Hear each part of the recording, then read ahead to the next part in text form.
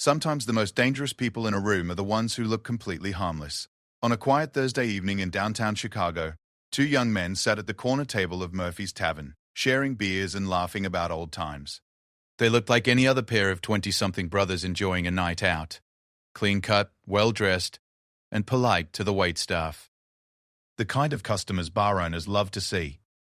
But when three off-duty police officers decided these twins looked like easy targets for intimidation, they had no idea they were about to make the biggest mistake of their careers. What started as casual harassment would spiral into a confrontation that would expose corruption, end careers, and prove that sometimes the quiet ones are the most dangerous of all. The twins exchanged a knowing glance as the officers approached their table, badges flashing and voices raised. The other patrons couldn't have known that these seemingly ordinary young men possessed skills that could neutralize threats before most people could even process what was happening. They couldn't have guessed that behind those calm smiles was training that money couldn't buy, and experience that nightmares were made of. This is the true story of Marcus and Michael Thompson and the night that changed everything. Marcus Thompson adjusted his watch and glanced around Murphy's Tavern for the third time in 10 minutes. The habit was so ingrained he barely noticed he was doing it anymore. Scan the exits, identify potential threats, catalog escape routes. His twin brother Michael sat across from him, displaying the same unconscious vigilance despite their relaxed conversation about their childhood dog. The tavern buzzed with typical Thursday evening energy.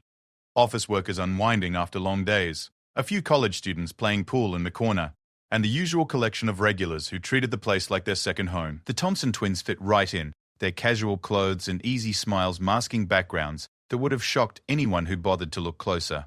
At 26 years old, Marcus and Michael were identical in almost every way except for a small scar above Michael's left eyebrow, earned during a training exercise in Afghanistan 3 years earlier.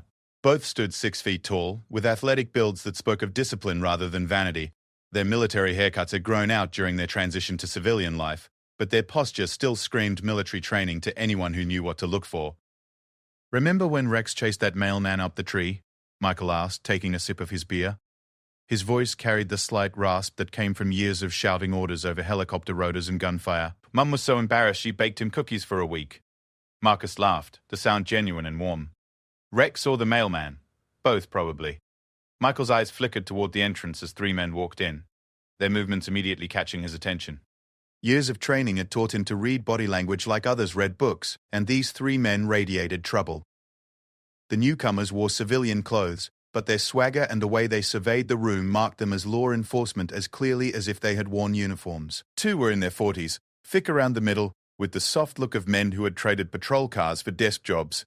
The third was younger, maybe early 30s, with the kind of overconfident attitude that usually preceded very bad decisions. Detective Ray Morrison led the group, his badge clipped to his belt despite being off duty. He had been drinking before arriving at Murphy's, evident in his slightly unsteady gait and the volume of his voice as he ordered drinks. Next to him, Detective Frank Russo adjusted his jacket to make sure his service weapon was visible. Both men had reputations on the force that walked the line between respected and feared. The third man, Officer Jake Collins, was newer to the department but eager to prove himself to his senior colleagues. He had been regaling them all evening with stories about his latest arrests, each tale growing more embellished with every drink. Tonight, he was looking for an opportunity to impress. Marcus noticed Michael's subtle shift in posture and followed his gaze to the 3 officers now settling at the bar. The twins had learned long ago to trust their instincts about people, and everything about these 3 men set off warning bells. The way they looked around the room like predators selecting prey, the casual arrogance in their voices as they criticized other patrons just loudly enough to be overheard. The way the younger one kept touching his weapon like a security blanket. "Think they're looking for trouble?" Marcus asked quietly, his voice pitched so only his brother could hear. Years of operating in hostile environments had taught them to communicate without drawing attention. "Looks like they already found it," Michael replied, watching as Officer Collins pointed in their direction and said something that made his companions laugh. The Thompson twins had encountered their share of bad cops during their time in military police units overseas. They knew the type. Officers who believed the badge gave them the right to intimidate anyone they perceived as weak or different. Unfortunately for Collins and his friends, the twins looked like perfect targets. Young, alone, and apparently harmless. What the 3 officers could not have known was that Marcus and Michael Thompson were former members of the Army's elite 75th Ranger Regiment, They had completed multiple deployments to Afghanistan and Iraq, specializing in direct action raids and special reconnaissance. Their military records were classified, their service medals locked away in a safety deposit box, along with commendations they could never discuss. After leaving the military, both men had struggled with the transition to civilian life. The corporate jobs their college degrees should have guaranteed felt meaningless after years of life-or-death missions. They had taken security jobs to pay the bills while figuring out their next steps, but nothing seemed to fill the void left by military service. Tonight was supposed to be a simple evening out, a chance to catch up and plan their next move. Marcus had been accepted to law school and would start in the fall. Michael was considering a job with a private security firm that specialized in protecting corporate executives in dangerous overseas locations. Both men were trying to build normal lives, but normal seemed increasingly elusive. The tavern's atmosphere began to shift as other patrons picked up on the tension radiating from the three officers at the bar. Conversations grew quieter, and several people moved to tables farther away from the potential trouble. The bartender, an older man named Pete, who had run Murphy's for 15 years, kept glancing nervously between his new customers and the rest of his establishment. Pete had seen this scenario play out before. Off-duty cops with too much to drink and chips on their shoulders often spelled trouble for his business. He had learned to read the signs and was already considering whether to cut them off before things went too far.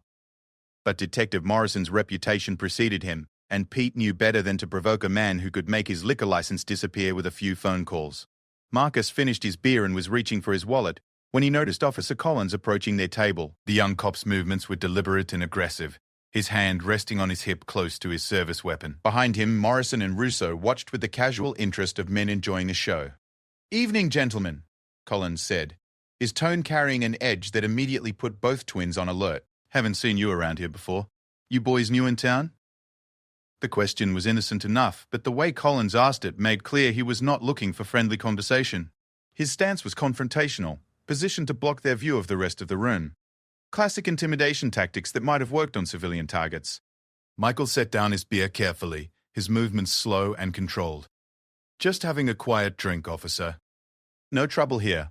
Officer?" Collins smiled, but there was nothing friendly in the expression. "How did you know I was a cop? You boys got something to hide?" Marcus felt the familiar calm that had always preceded combat operations settling over him. Time seemed to slow slightly, his senses becoming hyper-aware of his surroundings.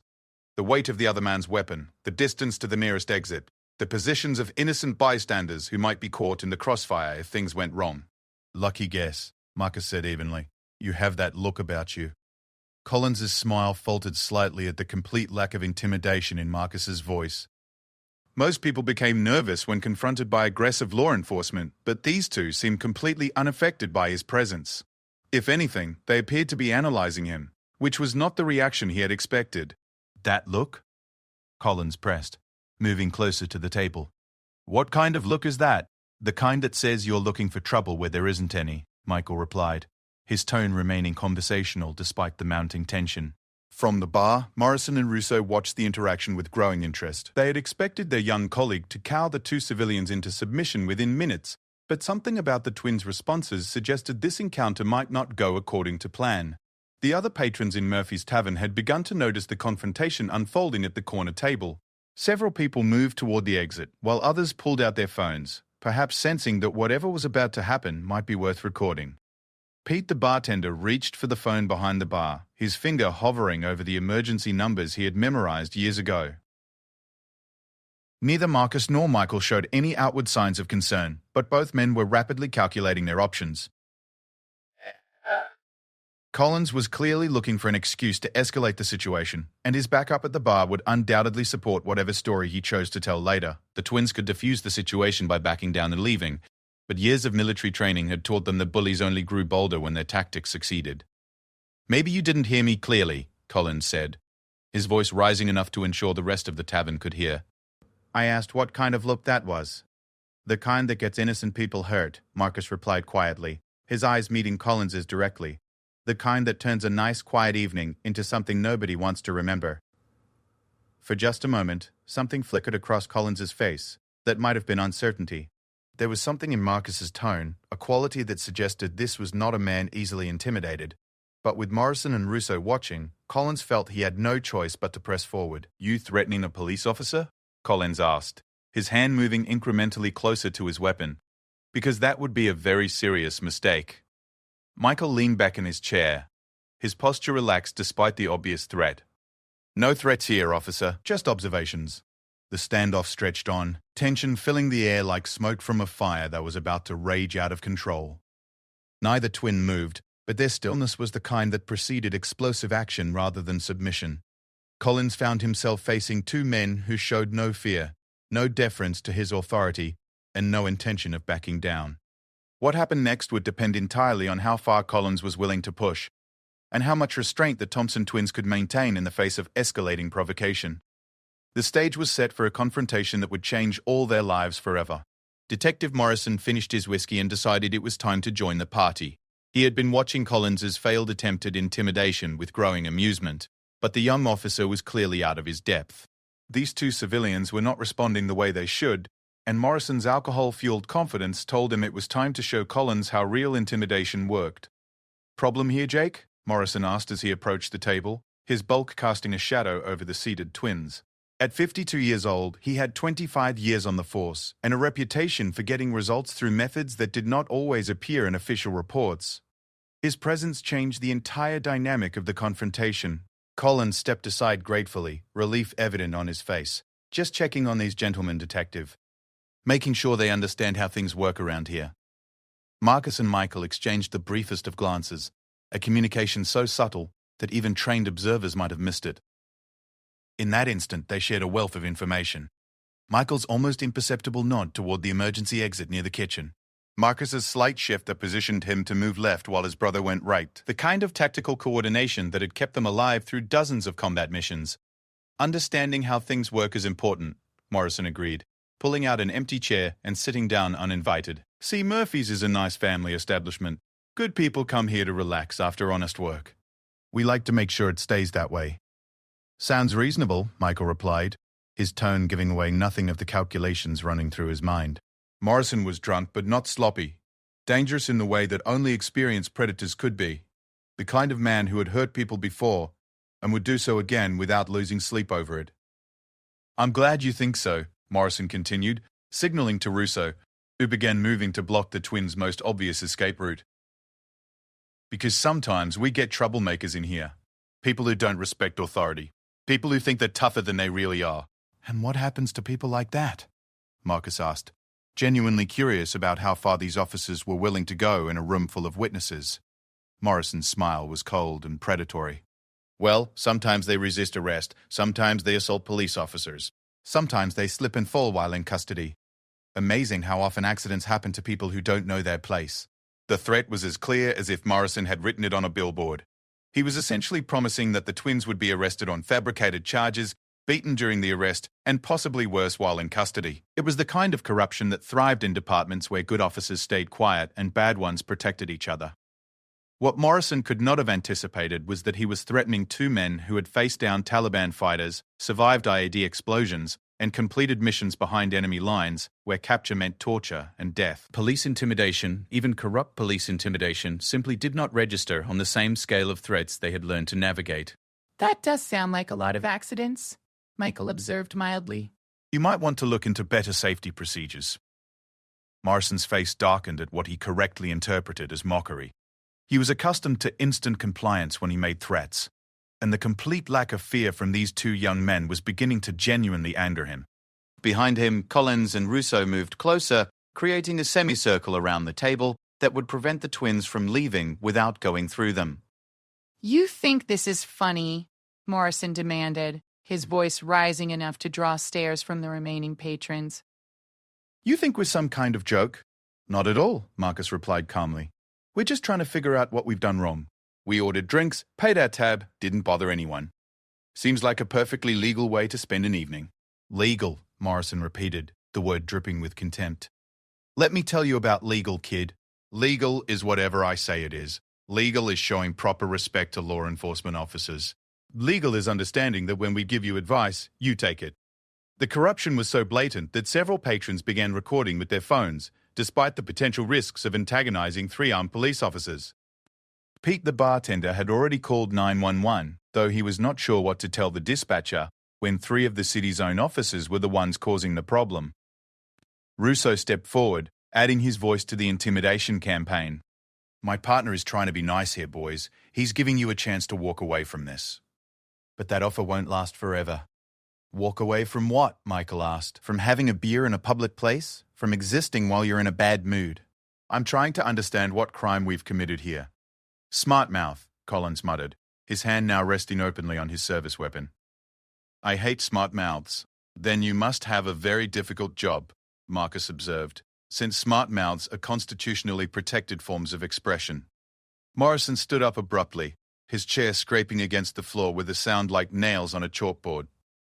Constitution, he spat. You want to quote the Constitution at me?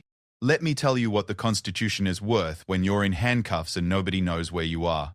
The threat was so explicit that even the most casual observer could not mistake it for anything other than a promise of police brutality. Morrison was essentially admitting that he had disappeared people before and was prepared to do so again. The fact that he was making such threats in public spoke to his confidence that no one would dare challenge him. But Marcus and Michael Thompson had not survived multiple combat deployments by backing down from bullies, regardless of what uniforms they wore. They had taken oaths to defend the Constitution against all enemies, foreign and domestic, and the men surrounding their table were clearly domestic enemies of everything they had sworn to protect. Interesting perspective on law enforcement, Michael said, his voice still conversational despite the mounting tension. I bet your department's Internal Affairs division would find that fascinating. Morrison's laugh was harsh and bitter. Internal Affairs? You think those pencil pushers scare me? Half of them owe me favors, and the other half know better than to cross me. I've been doing this job since before you were born, kid. I know where all the bodies are buried, literally and figuratively. The admission was so stunning that several people in the tavern gasped audibly. Morrison was not just threatening the twins. He was essentially confessing to a career of criminal activity while wearing a badge. The recordings being made by terrified patrons were capturing evidence that could destroy not just Morrison's career, but potentially expose a network of corruption that reached deep into the police department. Sounds like you've had a very eventful career, Marcus observed. Lots of stories to tell, I'm sure. More than you could imagine, Morrison agreed, too drunk and angry to realize he was incriminating himself with every word. And I'm about to add another one, the story of two punks who thought they were tougher than the Chicago Police Department. Russo moved closer, close enough that the twins could smell the alcohol on his breath. Here's what's going to happen, he said quietly. You're going to resist arrest. We're going to have to use force to subdue you. During the struggle, you're going to assault officers and try to grab one of our weapons. Very dangerous situation. Very easy for someone to get hurt. The scenario Russo outlined was clearly well rehearsed, the kind of cover story that had probably been used before to explain why suspects arrived at jail with unexplained injuries. What the three officers failed to understand was that they were outlining their plan to two men who had been trained to neutralize multiple armed opponents in close quarters combat. Michael leaned forward slightly, his movement causing all three officers to tense. Before this goes any further, he said quietly, you might want to consider that you don't actually know who you're threatening. Don't know? Collins laughed nervously. You're just two punks who picked the wrong bar on the wrong night. That's all we need to know. Is it? Marcus asked, because from where we sit, it looks like three corrupt police officers are about to commit multiple felonies in front of a room full of witnesses. Might want to think about that before you do something you can't undo. Morrison's face was flushed with rage and alcohol. He had expected these two civilians to be on their knees begging for mercy by now, not calmly analyzing the legal implications of his threats. The complete absence of fear from the Thompson twins was driving him toward a level of anger that would soon overcome whatever restraint he had left. You know what? Morrison said, reaching for his handcuffs. I'm done talking. Jake, call this in. Two suspects resisting arrest, suspected of disorderly conduct and assault on police officers. We haven't assaulted anyone, Michael pointed out reasonably. You haven't yet, Russo replied with an ugly grin. But the night is young. The three officers began to position themselves for what they clearly believed would be a simple arrest followed by the kind of police brutality that rarely made headlines. They had no way of knowing that the Thompson twins had been analyzing their movements, counting their weapons, and calculating response time since the moment the confrontation began. What happened next would depend on whether the twins could find a way to de-escalate a situation that had clearly spiraled beyond any hope of peaceful resolution. Three corrupt police officers with a history of violence were about to discover that sometimes the most dangerous opponents are the ones who never wanted to fight in the first place. Marcus glanced at his watch. One more time. Not to check the time, but to activate the recording function he had started when Morrison first approached their table. Everything that followed would be documented. Regardless of how the night ended, Michael's phone was already streaming to a secure server, insurance against whatever story the officers might try to tell later. The stage was set for a confrontation that would test everything the Thompson twins had learned about violence, restraint, and the complex moral calculations that came with possessing the skills to end lives. In a matter of seconds, they would have to decide whether to submit to corrupt authority or fight back against armed opponents in a crowded civilian space. Either choice would have consequences that would echo far beyond this single night in a Chicago tavern. The moment of truth arrived when Morrison reached for Marcus's shoulder, intending to force him to his feet for the planned arrest. What happened next occurred so quickly that most witnesses would later struggle to describe the sequence of events accurately. Marcus moved with fluid precision, his hand intercepting Morrison's wrist in a grip that immediately caused the detective to wince in pain. The technique was simple, but devastatingly effective, applying pressure to specific nerve points that could paralyze an opponent's hand without causing permanent damage. Morrison's confident grab became a desperate attempt to free himself from what felt like being caught in a mechanical vice. "I really wouldn't recommend that approach," Marcus said calmly, maintaining his grip while Morrison struggled ineffectively. "This doesn't have to get ugly." Collins reached for his weapon, but found his hand empty as Michael seemed to materialize beside him. The young officer had not even seen the twin move, but suddenly his service pistol was in Michael's possession, and he was staring down the barrel of his own gun. "Range safety rule number 1, Michael said conversationally, as if he were conducting a firearms training class rather than holding a corrupt cop at gunpoint. Never point a weapon at anything you don't intend to destroy. You really should be more careful with this thing." Russo froze halfway through his own draw, suddenly realizing that the situation had reversed completely in less than 3 seconds. The two civilians they had intended to victimize were now controlling the confrontation with a level of tactical expertise that spoke of serious military training. "Now, gentlemen," Marcus continued, still maintaining his grip on Morrison's wrist, "let's discuss this like reasonable adults.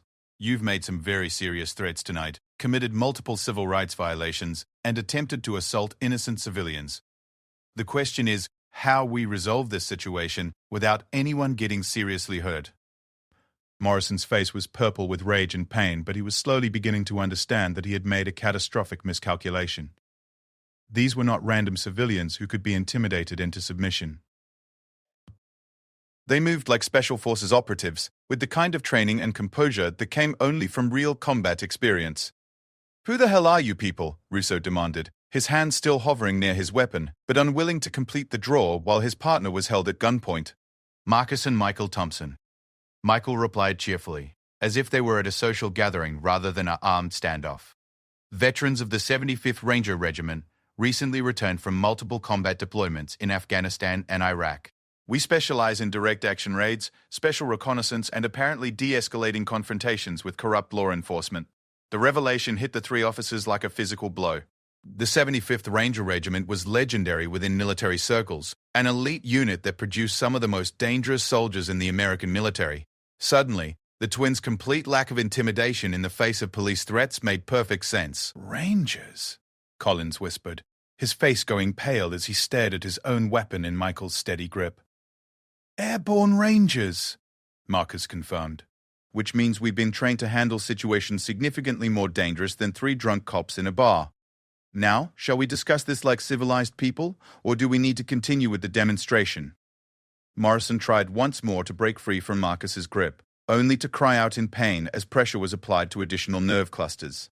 The technique was designed to incapacitate without causing permanent injury, but the pain was excruciating and impossible to ignore.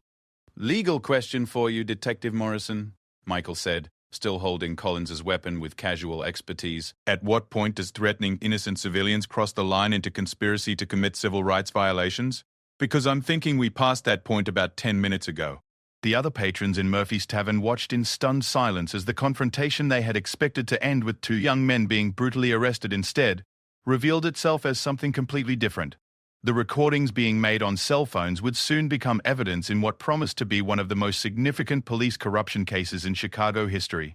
Pete the bartender had finished his call to 911, but was now faced with the bizarre task of explaining to dispatchers that 3 of their own officers were the ones causing trouble, and that the victims of their harassment had turned out to be highly trained military veterans who were now controlling the situation. "Here's what I think happened tonight," Marcus said, his voice carrying easily to every corner of the now silent tavern. 3 officers with a history of abusing their authority decided to target 2 innocent civilians for harassment and assault. They made explicit threats about planting evidence, committing police brutality, and covering up their crimes. Unfortunately for them, they picked the wrong targets. Morrison finally stopped struggling against Marcus's grip, partly from pain but mostly from the dawning realization that he was completely outmatched. He had built his career on intimidating people who could not fight back, but the Thompson twins were clearly capable of doing far more than fighting back. "You're making a big mistake," Morrison gasped through gritted teeth. "You have no idea who you're messing with. I have connections throughout this city." "I'm sure you do," Marcus agreed. "Corruption rarely operates in isolation. But here's the thing about connections, Detective. They only matter when you're in a position to leverage them. Right now, you're not in that position."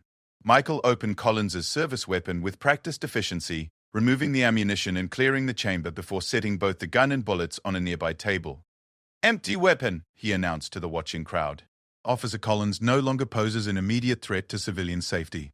The professional manner in which Michael had disarmed and secured the weapon was not lost on anyone present. This was not the desperate action of someone fighting for their life, but the controlled response of someone with extensive training in weapons handling and tactical operations. "Let me tell you what's going to happen now," Marcus continued, releasing Morrison's wrist but remaining close enough to intervene if the detective tried anything foolish. "You're going to wait quietly while proper law enforcement arrives. You're going to answer their questions honestly, and you're going to hope that the federal authorities who investigate civil rights violations are feeling generous." "Federal authorities?" Russo asked nervously. "Civil rights violations by police officers fall under federal jurisdiction," Michael explained helpfully. "FBI gets very interested when cops threaten to plant evidence and beat suspects, especially when it's all recorded by multiple witnesses." Morrison rubbed his wrist gingerly, trying to restore feeling to his hand while contemplating the magnitude of his mistake. Everything he had said and done tonight had been captured on video by civilian witnesses. His explicit threats about planting evidence and police brutality would be impossible to deny or explain away. "You think anyone is going to believe you over 3 police officers?" Morrison demanded, though his voice lacked its earlier confidence. "They won't have to believe us," Marcus replied. "They can watch the recordings and draw their own conclusions. Amazing how technology works these days." As if summoned by his words, the sound of approaching sirens began to grow louder outside the tavern. Pete's 911 call had resulted in multiple units being dispatched, though the responding officers would soon find themselves dealing with a situation unlike anything they had encountered before. Collins looked around desperately, as if seeking some escape from the consequences of the evening's events. "This is all a misunderstanding," he said weakly. "We were just trying to maintain order." "By threatening to plant evidence and beat suspects?" Michael asked with genuine curiosity. "That's an interesting approach to maintaining order." "I'm sure your training instructors would be fascinated to hear about it." Morrison tried one last desperate bluff. "You assaulted police officers," he declared. "That's a felony. Doesn't matter what we said." "Actually, it does matter what you said," Marcus corrected. "Self-defense laws are quite clear about responding to credible threats of imminent violence. When you explicitly threatened to plant evidence and commit assault, you created a situation where reasonable people would fear for their safety. Besides," Michael added, "we didn't assault anyone. We disarmed a threat and applied minimum necessary force to prevent violence. Very different things, legally speaking." The approaching sirens grew louder, and Morrison began to realize that his career was about to come to an abrupt and inglorious end. 25 years of police work, tainted by corruption and abuse of power, would soon be reduced to a criminal case file and a cautionary tale used in police academy ethics classes. Russo made one final attempt to salvage the situation. "Nobody has to know what happened here," he said desperately. "We all walk away, forget this ever happened. Everyone goes home happy. Except for the part where you threatened to murder innocent civilians," Marcus observed. "That's not really something we can forget about. Or the part where this entire conversation was recorded by multiple people," Michael added. "Evidence has a way of making its own decisions about what gets forgotten." The first patrol car pulled up outside Murphy's Tavern, followed quickly by several others.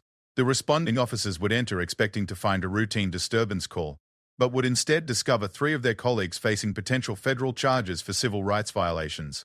As Marcus and Michael prepared to explain the situation to the arriving officers, they reflected on the strange turn their quiet evening had taken.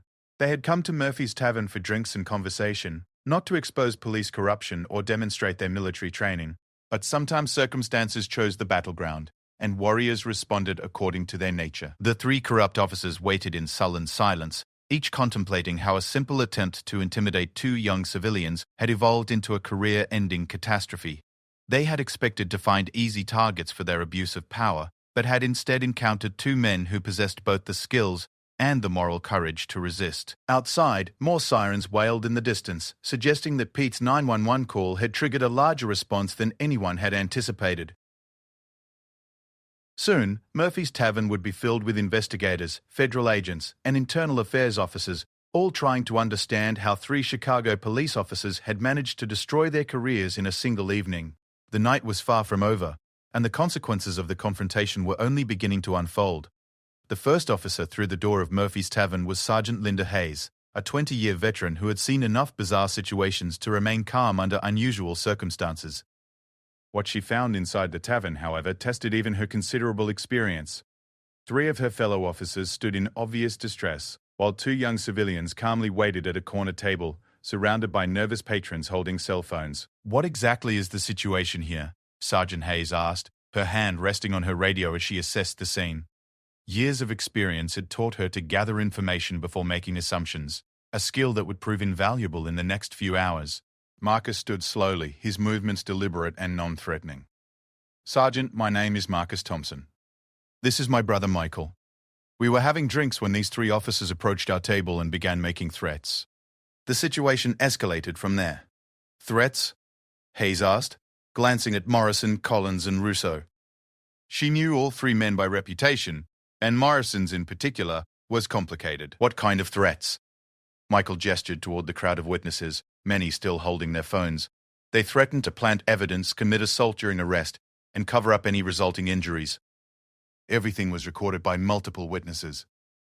Sergeant Hayes felt her stomach sink as she realized the potential magnitude of what she was dealing with. False arrest, conspiracy to commit civil rights violations, and abuse of power under color of authority were federal crimes that could destroy careers and send officers to federal prison. "Detective Morrison," she said carefully, "I need you and your colleagues to step outside while I sort this out." Morrison's face was still flushed with alcohol and anger, but he had sobered enough to understand the gravity of his situation. "This is ridiculous, Linda. Two civilians assault police officers and you're treating them like victims." "Nobody was assaulted," Michael interjected calmly. "We defended ourselves against credible threats of violence, using minimum necessary force. Very different thing legally." Hayes looked around the tavern, taking in the crowd of witnesses and the obvious tension in the room. Whatever had happened here was serious enough to warrant a detailed investigation, and she was smart enough to know that she was out of her depth. "I'm calling for supervisors and internal affairs," she announced, reaching for her radio. "Nobody leaves until we get this sorted out." While Sergeant Hayes made her calls, Pete the bartender approached the twins with obvious relief. "Thank you," he said quietly. "I've been watching Morrison terrorize customers for years, but nobody ever stood up to him before." "How long has this been going on?" Marcus asked, genuinely curious about the scope of the corruption they had stumbled into.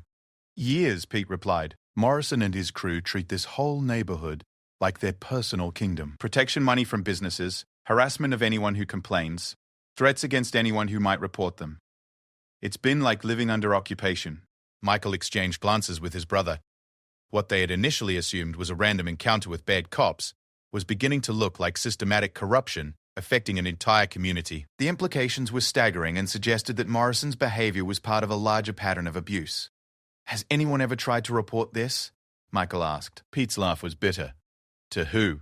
"Morrison's got connections throughout the department. Internal affairs investigators who get too curious have a way of finding themselves transferred to different divisions. The few civilians brave enough to file complaints usually end up withdrawing them after visits from Morrison's friends." As if to confirm Pete's assessment, the next official to arrive was Lieutenant Robert Kane from Internal Affairs. Kane was known throughout the department as someone who specialized in making problems disappear rather than solving them. His presence suggested that someone high up in the chain of command was already working to contain the situation. "Sergeant Hayes," Kane said as he entered the tavern, "I'll take over from here. This appears to be a simple misunderstanding that got blown out of proportion." Hayes looked uncomfortable but stepped aside as Kane approached the twins' table. Years of departmental politics had taught her when to defer to superior authority, even when her instincts suggested that deferring was a mistake. "Gentlemen," Kane said with practiced sincerity, "I apologize for any confusion tonight. Sometimes these situations develop misunderstandings that can be easily resolved with a little good faith on all sides." Marcus studied Kane's face with the same intensity he had once reserved for interrogating suspected Taliban operatives. The lieutenant's body language and choice of words marked him immediately as someone more interested in covering up problems than solving them. "Misunderstanding?" Marcus repeated. "Detective Morrison explicitly threatened to plant evidence and commit assault during arrest. I'm not sure how that could be misunderstood." Kane's smile never wavered, but his eyes hardened slightly. "Sometimes alcohol affects people's perceptions of events. I'm sure if we all calm down and think about this rationally, we can find a way to resolve this without unnecessary complications." Michael held up his phone, which was still recording. "Would you like to hear the recording? It's quite clear. No alcohol involved in our perceptions." The sight of the phone caused Kane's smile to falter momentarily. He had not expected the civilians to have documented evidence of whatever had occurred, and recordings would make his usual containment strategies much more difficult to implement. "Now, recordings can be taken out of context," Kane said carefully. "Without understanding the full situation, audio clips can be misleading." "Multiple recordings from multiple witnesses," Michael clarified, "all showing the same pattern of behavior. And we weren't drinking much, so our memories are quite clear." Kane glanced around the tavern, noting the crowd of witnesses with their phones. The situation was already beyond his ability to contain through normal channels. Too many people had seen too much, and the evidence was too overwhelming to dismiss or explain away. "Perhaps we should discuss this privately," Kane suggested. "No need to involve all these civilians in police business." "Actually," Marcus said, standing up to his full height, "we think it's very important that civilians be involved in police business. Transparency and accountability, you understand." The arrival of federal agents 15 minutes later caught everyone by surprise except the Thompson twins, who had quietly contacted the FBI while local officials were trying to determine jurisdiction. Special Agent Sarah Chen entered Murphy's Tavern with the kind of quiet authority that came from investigating corruption cases throughout her career. "Which of you is Marcus Thompson?" Agent Chen asked, her credentials clearly visible as she surveyed the scene. "That would be me," Marcus replied. "Thank you for coming so quickly." Kane's face went pale as he realized that the situation had just escalated beyond local control. Federal involvement meant that his usual methods of containment would be useless, and that serious consequences were now inevitable. "Agent Chen," Kane said, trying to maintain his composure, "I wasn't aware that federal authorities had been contacted. This appears to be a local matter that we can handle internally." "Civil rights violations by law enforcement officers are always federal matters," Agent Chen replied coolly. "And, based on the preliminary information I received, this appears to be a textbook case." Morrison, who had been standing quietly near the bar, finally exploded. "This is insane. 2 punks attack police officers and suddenly we're the criminals?" Agent Chen turned her attention to Morrison with the kind of focus that made career criminals nervous. "Detective Morrison, I assume? I've been reading your file on the way over. Very interesting reading." The revelation that federal agents had already been investigating Morrison added another layer of complexity to the evening's events. What the twins had stumbled into was apparently part of a larger pattern that had already attracted federal attention. "My file?" Morrison asked nervously. "Multiple complaints of excessive force, allegations of evidence tampering, suspicious patterns in arrest statistics," Agent Chen recited from memory. "The FBI has been building a case against your unit for some time.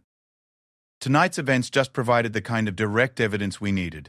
Kane realized that his career was about to become collateral damage in whatever federal case Agent Chen was building.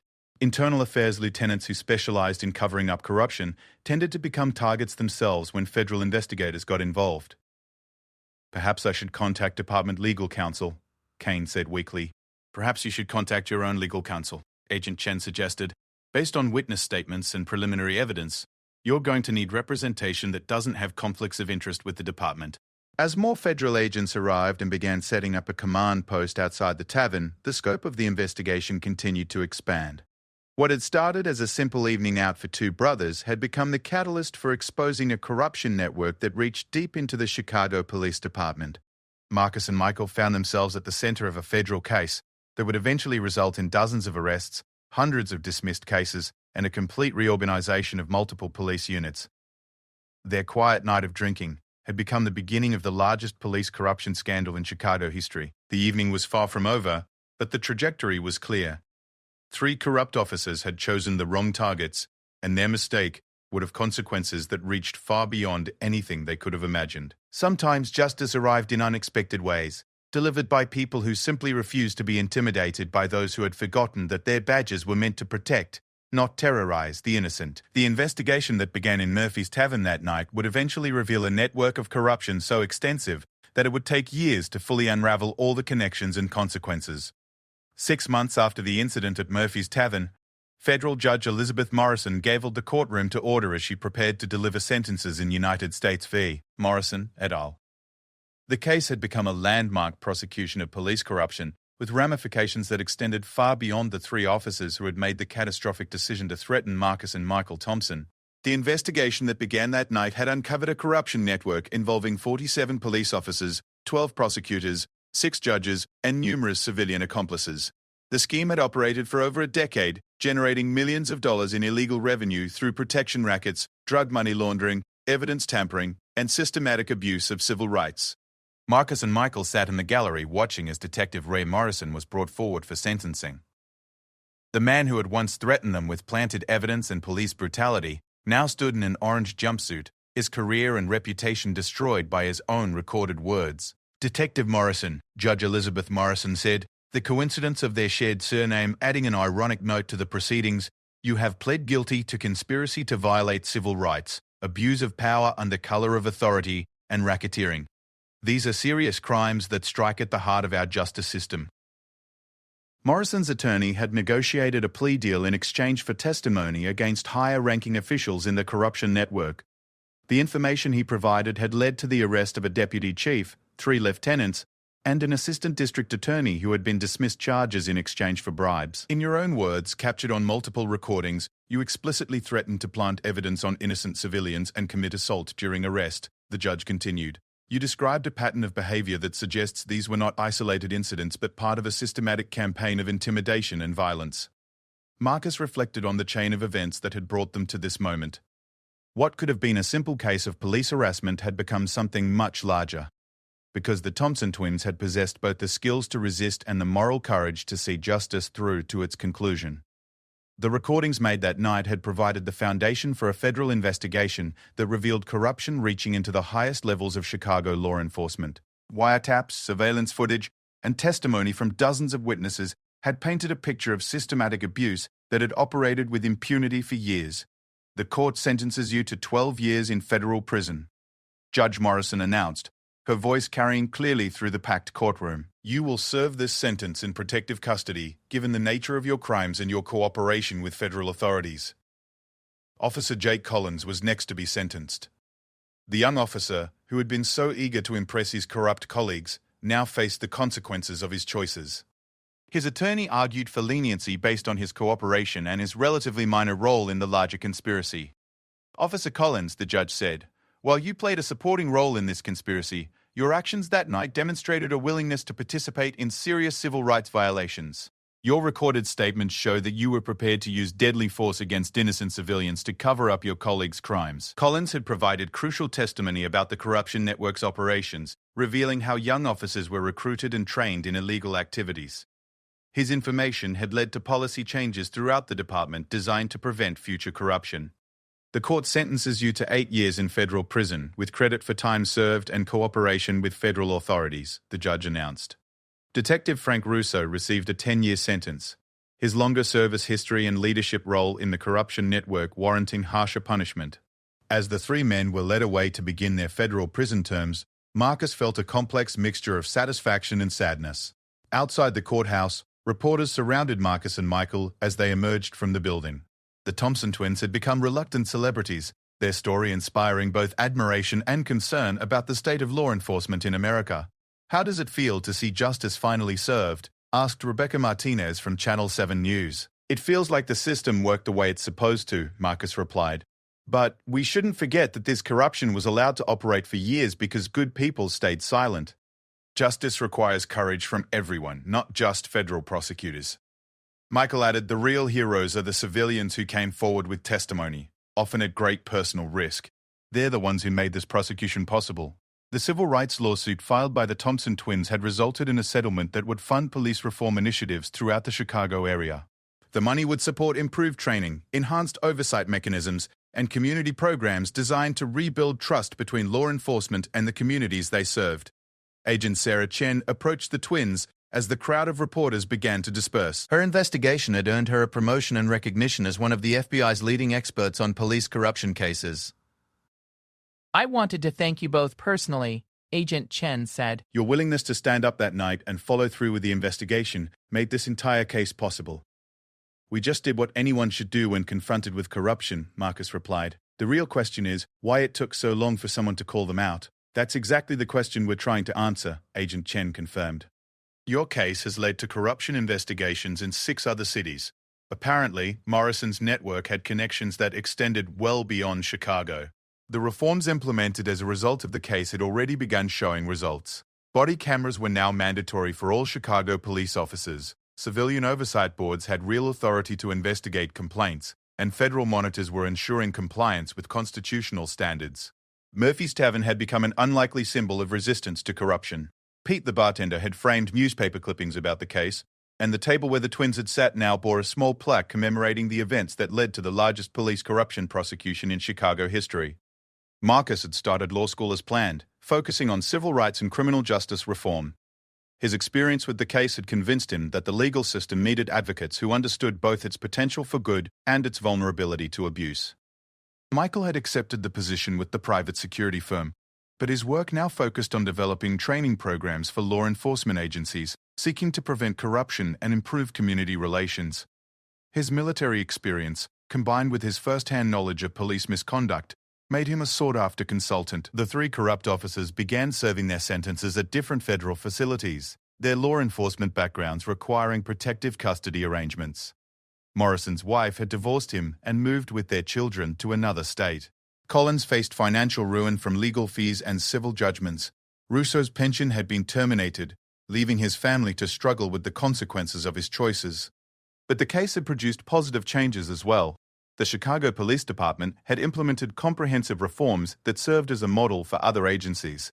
Federal oversight had resulted in dramatic reductions in excessive force complaints and improvements in community relations. The broader corruption network revealed by the investigation had led to reforms in the prosecutor's office, the court system, and city government. Politicians who had benefited from police corruption found themselves facing federal charges, while honest officials gained support for long overdue reforms. A year after the sentencing, Marcus and Michael returned to Murphy's Tavern for a quiet dinner. The atmosphere was completely different from that tense evening when 3 corrupt officers had chosen the wrong targets for their intimidation campaign. You know what I find interesting? Michael said as they raised their beers in a toast. Morrison probably threatened hundreds of people over the years, but he picked the 2 guys who had both the skills to resist and the stubbornness to see it through. Not stubbornness, Marcus corrected. Responsibility. We took oaths to defend the Constitution against all enemies, foreign and domestic. Sometimes you don't get to choose which enemies you face. Pete approached their table with a knowing smile. Drinks are on the house tonight, gentlemen. Always will be. As the evening wound down, the twins reflected on how a simple night out had changed not just their lives, but the lives of countless others affected by police corruption. Their story had become a reminder that individual courage could still make a difference, even against seemingly insurmountable odds. The case had demonstrated that corruption thrived in darkness but withered under scrutiny. The recordings made that night had provided the evidence needed to expose a network that had operated with impunity for too long. Technology, witness courage, and federal determination had combined to deliver justice where local systems had failed. Walking out of Murphy's Tavern into the Chicago night, Marcus and Michael Thompson carried the satisfaction of knowing that their refusal to be intimidated had made their community safer and their justice system stronger. Sometimes the most important battles were fought not in foreign lands against declared enemies, but at home against those who had forgotten their duty to serve and protect. The corruption network was broken. The guilty had been punished, and reforms were in place to prevent similar abuses in the future. Justice had been served not through violence or vengeance, but through courage, evidence, and the determination of ordinary people to hold their public servants accountable. Their story would be told for years to come. A reminder that sometimes the most dangerous people in a room are the ones who refuse to be intimidated, even when facing those who believe their authority places them above the law they have sworn to uphold.